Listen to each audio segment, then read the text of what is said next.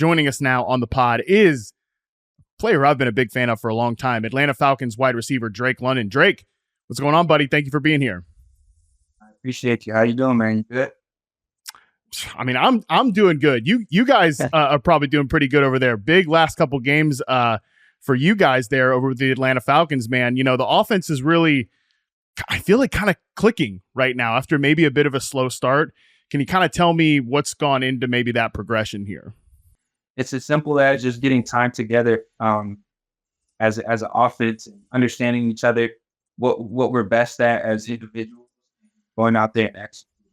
Yeah, and I think you mentioned a key word there, which is time together, because, you know, on the media side, we can be very reactionary, right? I'm sure you've seen this stuff with your time in the league and everything. We get caught up in these 1 week samples, things like that. And something that I talked about with Atlanta is that this is a team that it's a new quarterback, it's a new head coach, it's a new offensive play caller. And do you guys on the inside sort of feel like, hey, like, give us a little bit of time to kind of coalesce here, especially with the lack of preseason and how things have changed in the league like that?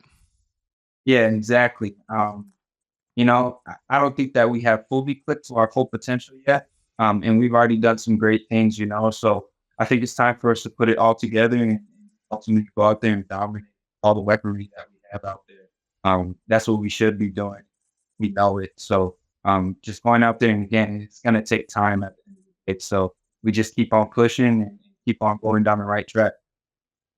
So you mentioned using guys kind of in figuring out where your strengths lie. I mentioned at the top, I've been a big fan of your game for a while. My specialty is actually wide receiver game film, charting routes.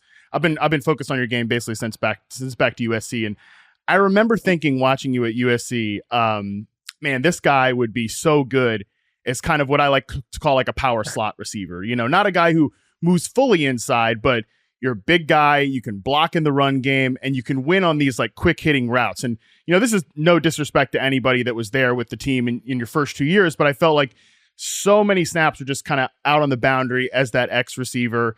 And then when I see the Falcons hire, you know, Raheem Morris and then hire Zach Robinson as the offensive coordinator, it clicks to me like, man, this is a guy that can really fit well with how those Rams receivers like Puka Nacua and Cooper Kupp have been used. And right away in week one, even if the results weren't there from a statistical perspective, you know, your snaps in the slot were way up, off the line deployment, motion at the snap. Has that been basically the plan kind of for you, basically since those guys have got there? And when did that sort of kind of come together for you? Yeah, pretty much when they got there, they let me know that I'll be switching sides. I want to be predominantly the X receiver of Z, so a lot more movie parts and stuff like that. And then I think too that going back to my USC days, the way I got onto the field as a freshman was to play in that slot position, you know. And with my basketball background, I think I have great spatial awareness. And I think that they keyed in on that Z-Rock, Raheem, you know, and took note of that. And anywhere that I could play to help the team, honestly, I'm going to do it. And if that means lining up in the slot or being the sixth man on the line to help run block, then I'll. For people that may not be like big time wide receiver film dorks or anything like that, can you just tell like the listeners, what are some of the advantages for a wide receiver? What do you like about playing in that Z position or in the slot and kind of being in the mix there? You just get a lot of mismatches, especially too in this offense. There's a lot of moving parts. I'm moving a lot from one side of the field to the other. I could be inserting, I could be doing little things like that. So it just keeps the defense on its toes. You can't really have a guy that travels with me all game. So we get the looks that we want, and it makes playing football fun and easy. Yeah, I said on the pod a couple of episodes ago, after seeing especially that Thursday night game against Tampa, I basically was like, this guy's going to lead the NFL in catches, Drake London. I think in this role with your skill set, and I know you're not going to come on here and like pump your own chest up and everything like that, but I think you could really do that this year because that type of role and with the offense clicking, I think it's just so perfect for your skill set. So it's been super exciting to watch. People I think can really ratchet up their expectations here for you in year 3 because, like I said, I just think it's a perfect role for what you do well. Yeah. I think the same as well. And hopefully that's the case. I think I'm gonna strive for greatness, be great in the sport. It's kind of hard to do that, but if I can do it, then I'm. Well, there's so many damn good wide receivers in the league these days, man. It's like every year we get guys that come out here and, the first round picks or even deeper into the draft. So it's hard to stand out, but I think deployment and especially chemistry and timing with your quarterback, really, that's how you can take what's a great individual player and reach those statistical accolades. So let's talk about Kirk Cousins, new quarterback this year. What has it been like sort of getting the timing and rhythm and chemistry down with him, a guy who's played in this league and basically seen it and been there and done that? Yeah, exactly. He's been there, seen it, done pretty much every situation that you could think of. And to have that and have him have that in his back pocket, that knowledge, is really, really great, especially me being a young player and just our room all the way around. That's KP, Mooney, or Don, we learned a lot from him. That's 13 years in the league of just straight knowledge. And, yeah, I could not believe, again, I hate to call people out on the show here, but I could not believe, Tampa Bay just throwing all these soft zone coverages behind blitzes on Thursday night. I'm like, Kirk is going to eat this up. He's seen all these coverage looks. And again, being able to see a guy like you activated from that is pretty exciting for us on the outside. You mentioned Darnell Mooney. I will say one thing that has taken me by surprise this year is just how productive he's been in this offense. Can you kind of give the people a little bit of a scouting report on Darnell Mooney and sort of what he's brought to this team? Just straight explosiveness. He's a guy that can run pretty much any route that you ran on paper, and he plays on play around to it. Also, it makes Kirk's job a lot easier. And so he's just a great guy off the field and on the field teammate. And honestly, I think he's so keep on going out there and keep on doing this thing. Yeah, you guys have really worked in concert together. I feel like some of these dagger concepts where you're running those in-breaking routes and he's clearing space, it's worked well for you. Although I will say, man, Kirk Cousins throwing the clear out route to Darnell Mooney on the dagger for that touchdown on Thursday Night Football. That's one of those things that on paper, you're probably not supposed to do that. But again, if a guy like Kirk likes to look, he can let it rip.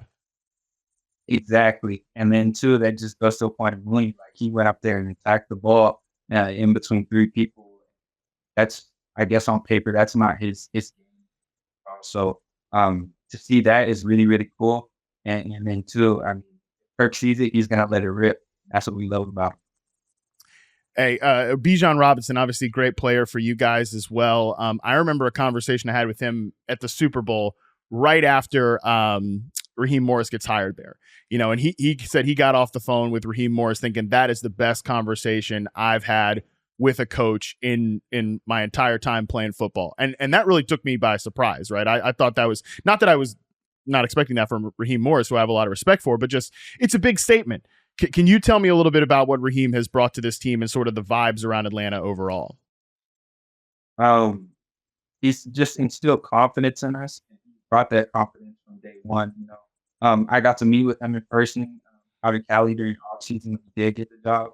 And it was just amazing to hear and what his goals were and what he's trying to accomplish. And I could piggyback off of what Bijan said as well. And he's just that guy at the end of the day, little players coach, and that's why we love him.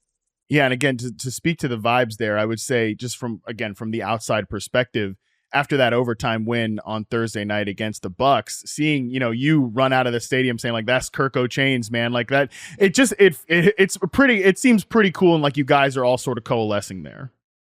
Yeah. This team, I love this team. The group of guys have seen it. The best thing about it is that none of us have egos. So if we get the win, everybody's going to be smiling here, and we're all going to be happy for whoever went off that. I think that's something special. Last couple things here before I let you go. We've talked a lot of positives. We've talked a lot about the things that have gone well. But like you said, work's not done. You're still kind of trying to figure it out. From your perspective individually, just on your game, what can you do to sort of kind of take that next step in your career here in year 3? I think being a better route runner, being somebody who go up and attack the ball deep down the field, and just capitalizing on those big plays when we need it. I think that's the biggest thing, taking a step forward and being that guy that say we do get into 2-minute situations. Just being that guy who's very, very. Last thing here for the people who again aren't maybe like wide receiver film dorks and things like that. What's something about playing the position, especially at the pro level, that maybe people on the outside don't know? I don't know. But I would say in my eyes that a lot of people don't know that the blocking role of a wide receiver is what makes the team go, you know? Running backs can get to the second level, but if you guys on the outside are not blocking, then those plays don't happen. So I think that that's a lost art in this game right now. If people worry about catching one thing, I think that's just plays a huge role in our offense and most of the plays in general. I gotta say for the listeners in the audience, like I did not slip, Drake like a $20 bill to say that, because I say it all the time. People hate when I talk about wide receiver blocking, but it really matters. Not only does it, I mean, from a fantasy football perspective, you want your running backs ripping off these big runs, the wide receivers got to block their ass off. That young wide receiver sleeper you want to get on the field, they gotta show on the film that they're blocking, they're grinding in the run game. So that's a great answer. Yes, yes, sir. No block, no rock, honestly. 100%. Hey, man, Drake, really appreciate your time here. Thank you so much, and good luck the rest of the season. I appreciate you, man. Thank you so much.